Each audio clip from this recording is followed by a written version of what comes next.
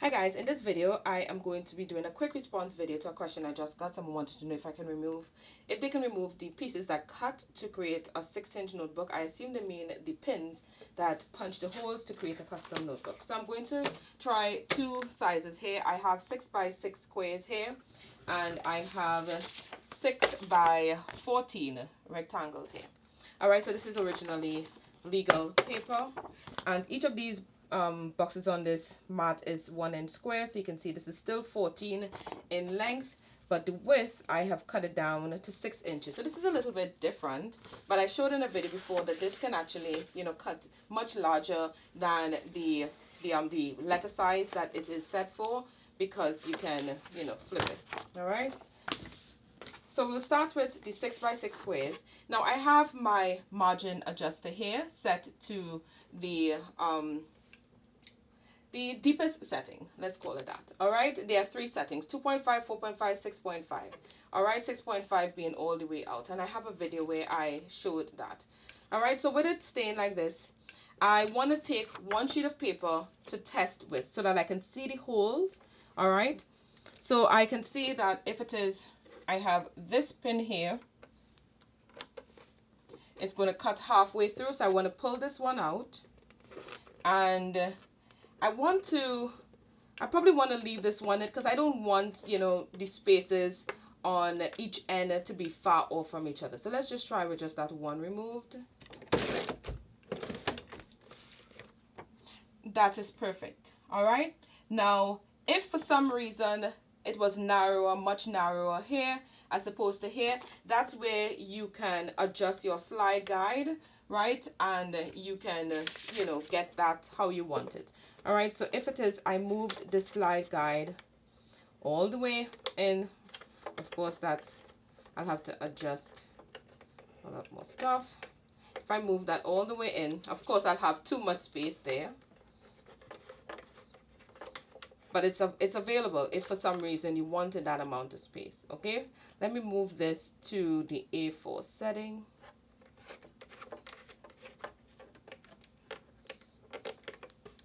And looking at here, now I still want to move that one. I'm going to leave it how I have it set.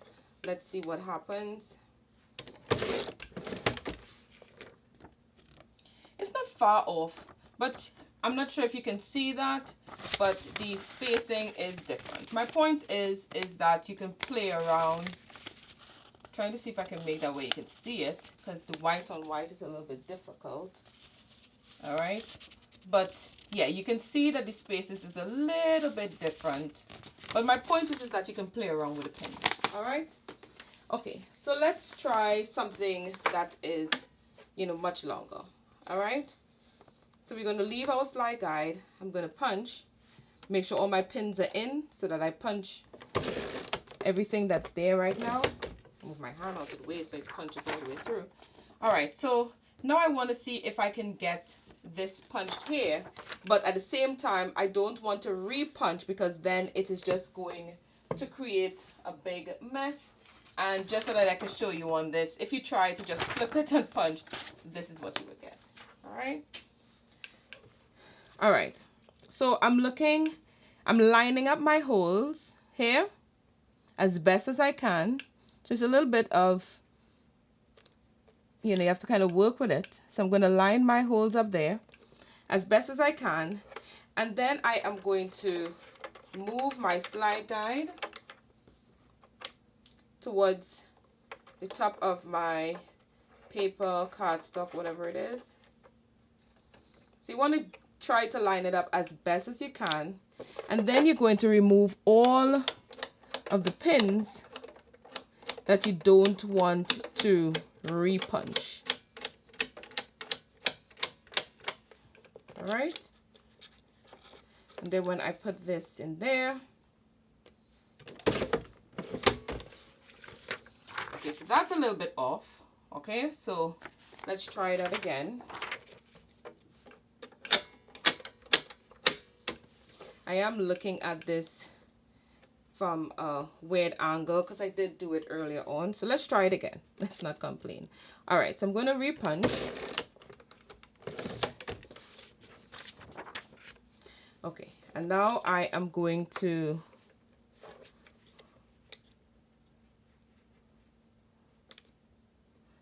so first I'm going to move, that's where I went wrong. Okay, so I am going to move this, my slide guide here.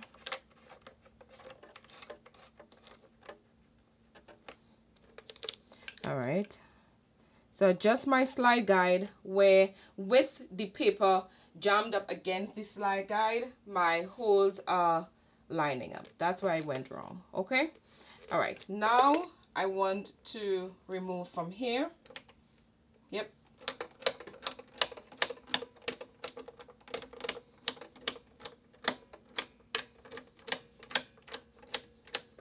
Now, I don't remove my pins very often, so I cannot honestly tell you if that's going to cause any issues, you know, down the road. It has not caused any issues for me thus far, and I've done it several times. Okay, so just wanted to put that in there. All right, so that looks lined up. Fingers crossed. All right, and that looks much better. All right, but we're going to test it. All right, so this is the side that I readjusted, and I think it's about here, right, where the holes overlapped. And just wanted to show you with the one that I did earlier, if I can find it.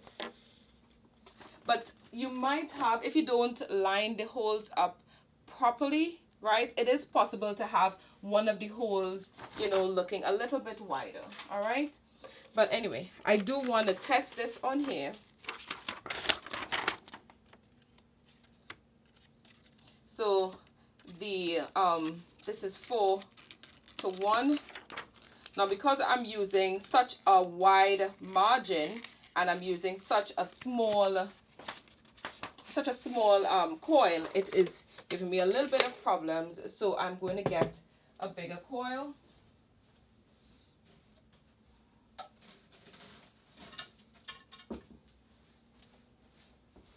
Sorry about that. All right, so I have a bigger coil here, and this should be fine.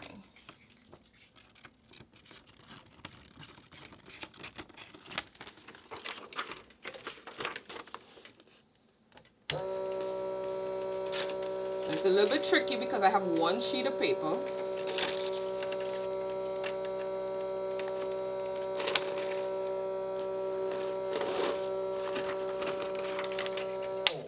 Maybe you just hand coil it. But as you can see, it did pass the point where the holes, we lined up the holes that was punched prior to the new set of holes. All right, so I don't think I need to, you know, coil the rest of it. All right, so I don't want to make this video extremely long. It really wasn't supposed to be this long anyway, because it's a simple video. Hopefully that helped. My point is that you can adjust these pins, you know, all how, and you are able to make, you know, all different sizes of notebooks. Anyway, thank you so much for watching, and I will talk to you in another one. Bye.